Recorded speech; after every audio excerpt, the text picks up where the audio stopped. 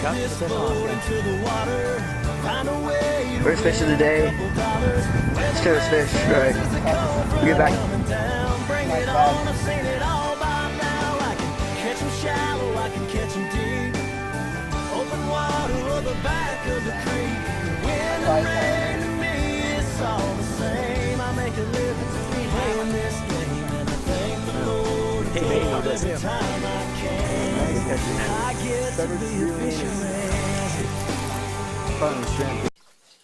Hey guys, Norris here from Mad Dog Baits. I'm basically gonna do a spawning bass video, like what to do, like what baits to use, and a tournament update from today. So let's talk about the tournament first. I came in top 6. Don't know the exact what I got yet, but I know that I was second in the big fish with a 3.07 bass that I caught, female that I caught off a bed.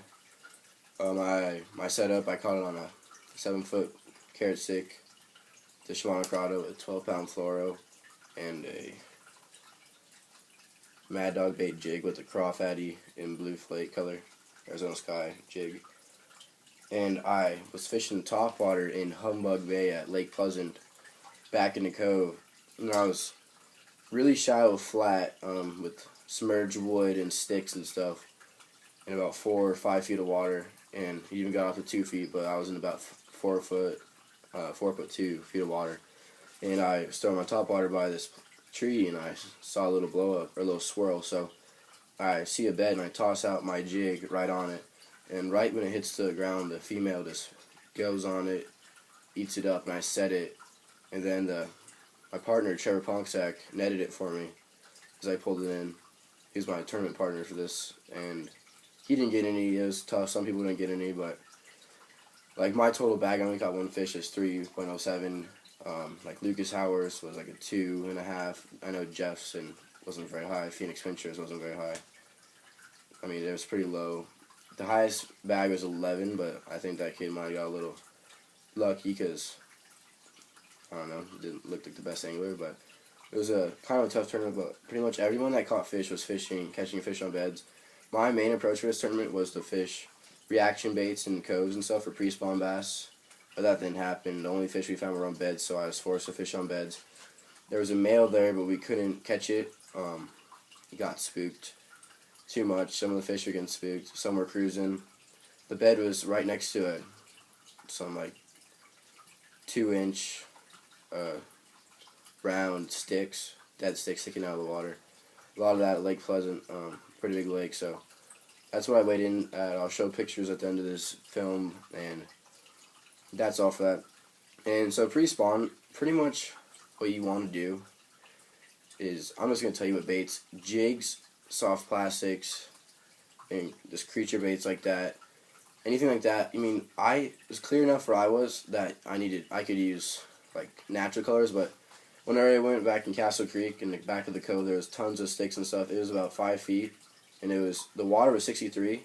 It was the warmest out of the whole lake, but it was so murky I couldn't see the bottom, so it's almost pointless for a bedding bass. So couldn't fish there really. But if you can't really see, use like a white or pink or some color that you can see, because the fish don't mind. The fish don't really care. The fish just want that bait to be off their bed. I mean, a lot of time, if a fish is locked on, you can catch it if you just pitch to it enough. But I mean, sometimes if they keep swimming away and they're not coming back for at least 10 minutes or something, it's going to be hard to catch them. I would suggest just moving on, finding a new bed. So pretty much what I do is to find beds is I'll take like a reaction bait, like a spinner bait, crankbait, chatterbait, topwater early in the morning. That's what I was throwing today, is a Rico popper. Throw it around the trees, get in about 4 feet of water, up to 10 feet where it drops off, and up maybe even 2 feet if you want. I would say 4 feet's about the magic number, 4 or 5 feet. Around trees and stuff, they like to spawn, or rock areas. Where the bed I caught mine off, fish off of, was the female. It was off a seashell and sand bed with some structure nearby and a tree, pinned up against a tree. So they like it where they can have escape routes or deeper water to go to. And when you're looking for them, throw your reaction baits, but have like good set of polarized glasses. You'll be looking down in the water most of the time. Just be looking on the ground, scanning it until you see anything that looks a little abnormal. like tree or something, then go up to it and try to see a shadow of a bass or even a bed.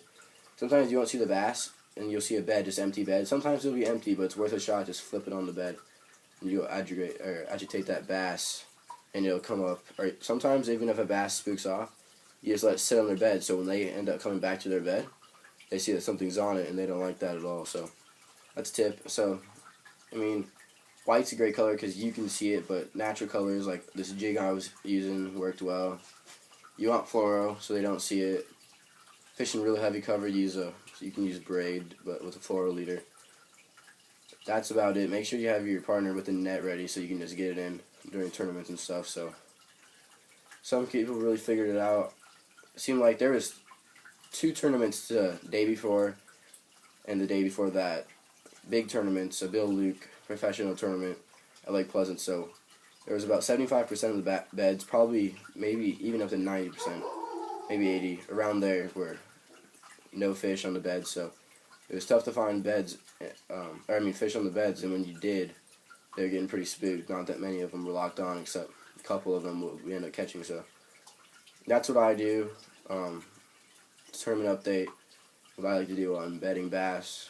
And once you find them, you can kind of cast in front of them. You have that sandy little whitish grayish spot out of the dark bottom. And then what you got to find a spot where they really protect, and you got to drag it across. Just let it sit there. Let those craw tentacles just float up. And that's what they really do. Like mine just pounced on it, engulfed it, and I just set the hook. Just keep doing that over and over, and you're going to agitate them. I mean, if they really won't bite and they're locked onto that nest, don't be afraid to just cast right on and let it just fall on top of them. Sinkos, Sinkos work great too. You can just let it float on top of them because that's slow presentation. You got to let them tell you what they want. If they're getting spooked, then you got to do some finesse, little worms and drop shots. If they're being pretty aggressive and really don't want any baits on their beds, then you can go to the heavier jig like I was using, or heavy baits like that, or big creature baits and brush hogs, and flip it up in that trees, and that's where you're gonna find them. So, and anywhere where they're spawning, the warmer the water, seems like 63 is where they were, or I caught mine 62. Some people caught theirs in 63. Not really many were taken from the 61, 60 degree water. You want to find the warmer temperatures because that's where more of them are going to be spawning. And we found this a huge mile-long flat, which is rare for that lake, of just trees and dirt, or rock bottom, so that was a great spot. We saw some other bedding bass, but weren't able to get them. We saw a guy, we had a bass located, and this guy took our bass, but can't do anything about that, so post pictures, so see you guys later. Look forward to the contest soon also, so see you guys.